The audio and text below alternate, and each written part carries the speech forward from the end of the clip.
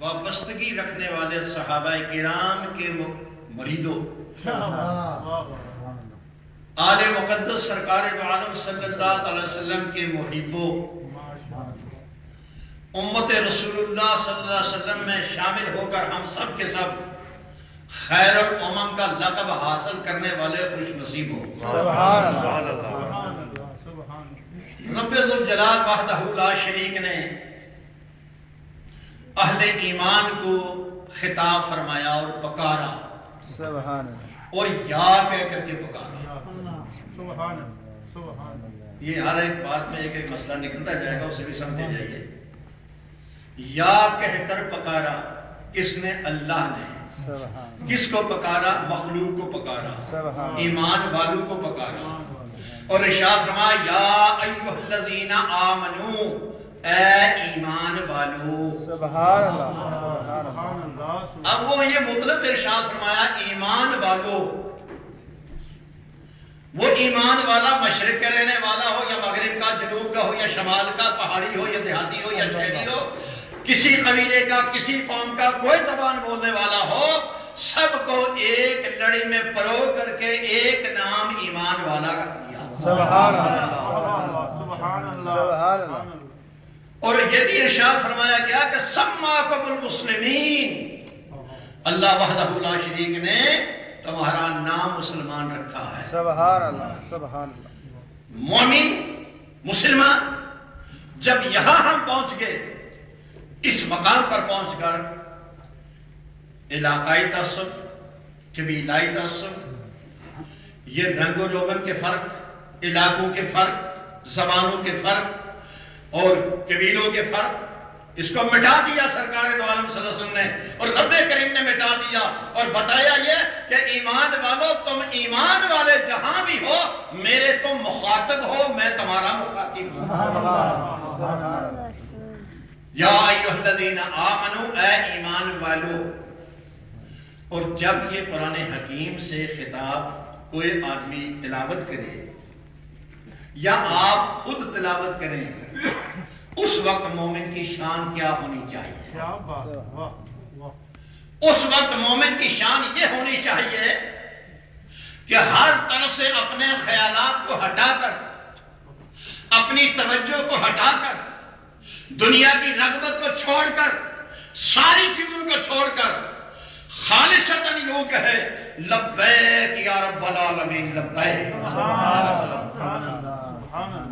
حاضر ہوں میرے رب، میں حاضر ہوں۔ ارشاد فرما، کیا فرماتا ہے؟ ہر طرف سے توجہ ہو، نہ گھر کا خیال ہو، نہ اولاد کا خیال ہو، نہ دوستوں کا خیال ہو، نہ دنیا کی چیزوں کا خیال ہو۔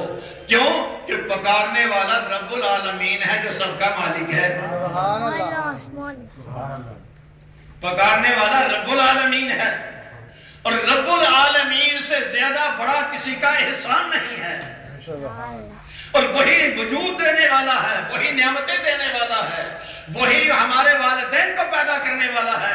سب انعامات اسی کے ہیں۔ جب وہ پکارے اور پھر قادر و قیوم ہے، ہم اس کے قبضے میں ہیں، ایک لمحے میں چاہے تو ہمیں کچھ سے کچھ کر دے، یہ مالک و مختار ہے۔ لہذا حق ہمیں خواہ کوئی محبت سے کہے، اگر محبت سے سنتا ہے تو پھر بھی لبیک کہے، اگر ڈر سے سننا چاہتا ہے تو پھر بھی لبیک کہے، اس لیے کہ قہار پکار رہا ہے۔ اور اگر رحمت کی امیدیں رکھ کے سن رہا ہے کلام تو پھر وہ بھی لبیک کہے، اس لیے کہ سب رحمتیں وحی سے آنے والی ہیں۔ تو ارشاد فرمایا یا ایھا الذین آمنو، ہم عرض کرتے ہیں لبیک یا رب العالمین، لبیک، اے رب ہم حاضر ہیں، حاضر ہیں، حاضر ہیں، ارشاد فرما۔ سبحان اللہ۔ یا ایھا الذین آمنو کا جواب ہو گیا۔ پھر رب فرماتا ہے کتب علیکم الصیام، ایمان والو میں ایک ایسی عبادت تمہیں دے رہا ہوں، ایسی عبادت کا حکم دے رہا ہوں کہ اس عبادت کے ادا کرنے سے تمہارا ظاہر پاک ہو جائے، تمہارا باطن پاک ہو جائے، تمہاری پچھلی زندگی سمر جائے، اگلی زندگی سمر جائے، پچھلی غلطیوں کی زندگی بھی اللہ تعالیٰ تمہاری معاف کر کے تمہیں قبول کر لے، اور آئندہ زندگی تمہاری جو ہے وہ ایسی مقبول بنا دے کہ تمہیں متقی بنا دے۔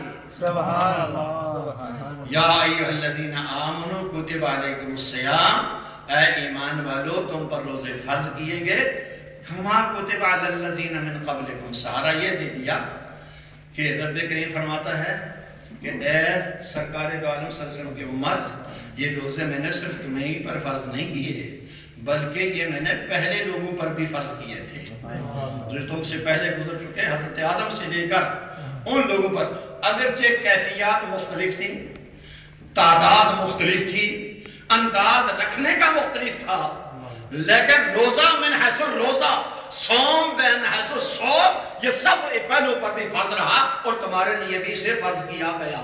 سبحان اللہ۔ پہلوں پر بھی یہ روزہ فرض رہا، اور سید الانبیاء صلی اللہ علیہ وسلم کا تعلق رمضان کے ساتھ یہ نہیں کہ جب یہ حکم تو نازل ہوا ہے سن 2 ہجری میں، شوال کے مہینے، سوموار کا دن تھا۔ سوموار کا بڑا مبارک دن ہے، سبحان اللہ، بڑا پیارا دن ہے۔ اسی دن میں سرکار دو عالم صلی اللہ علیہ وسلم کی تشریف آوری ہوتی ہے، سبحان اللہ، اور اسی دن میں رمضان کا روزہ فرض کیا گیا ہے، سبحان اللہ۔ اور پھر خطاب فرما کے رب کریم فرماتا ہے کہ میں نے تم پر روزے فرض کر دیے، کتب علیکم الصیام۔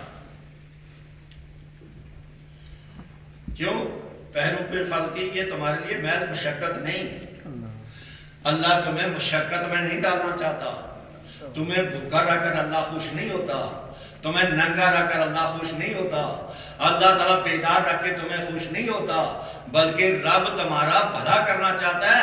رب کریم کا نفع کوئی نہیں ہے، رب کریم کا نقصان کوئی نہیں ہے۔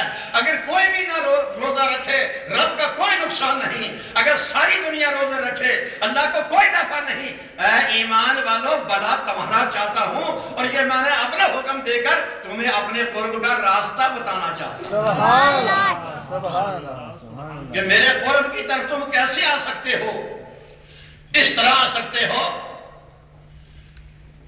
کہ تم کتب علیکم الصیام، جب روزے رکھو گے، روزے کا معنی کیا ہے؟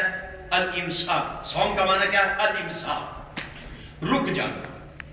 اصطلاح شریعت میں کسے کہتے ہیں؟ الامساک من الاکل والشرب والجماع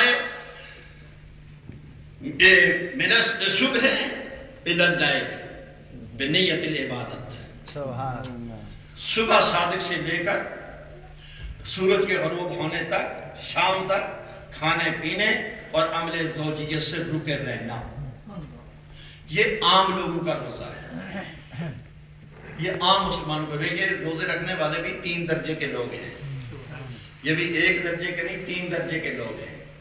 ایک ہیں عام لوگ مجھ جیسے، الحمدللہ پھر بھی ایمان کی سعادت تو ہے، سبحان اللہ، پھر بھی ہم وہ عام نہیں ہیں اللہ، جو عام انسان اللہ نے پیدا کر دیا آدم کے علیہ السلام کی اولاد میں، جو بد قسم کے، بد نیت قسم کے لوگ، برے قسم کے لوگ، بد عقیدہ قسم کے لوگ، انکار کرنے والے، اللہ کے رسول کا انکار، نبی کا انکار، کتاب کا انکار، وہ بدبخت نہیں ہیں۔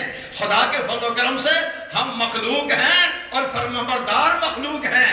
ہمیں اللہ تعالیٰ خطاب کر کے فرماتا ہے میں ایمان والوں، جب تم ایمان لے آئے ہو تو میں تمہیں زیادہ بلندیاں دینا چاہتا ہوں۔ سبحان اللہ، سبحان اللہ، ایک حد میں تو تم قریب آ گئے ہو، دور نہیں رہے، تم بیگانہ نہیں رہے، تم اپنے ہو گئے ہو، لیکن اپنا ہوتے ہوئے میں جو کہ پاک ہوں، میں بے مثل ہوں، میں لطیف ہوں، میں رحیم و کریم چاہتا ہوں کہ اے میرے نبی پر